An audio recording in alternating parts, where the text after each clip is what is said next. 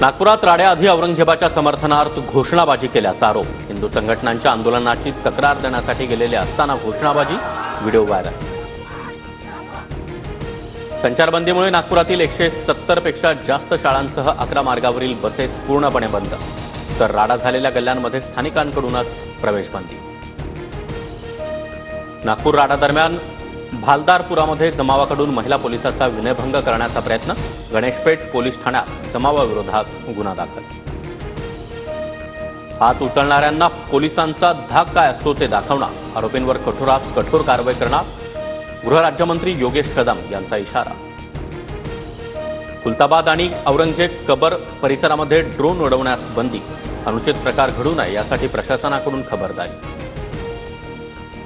Maharashtra ATS कडूनही Nagpur हिंसाचार प्रकरणाचा समांतर तपास सुरू, तर राडा प्रकरणामधील आरोपींना 21 मार्चपर्यंत पोलीस कोठडी. आतापर्यंत एकूण 46 आरोपी अटकेत.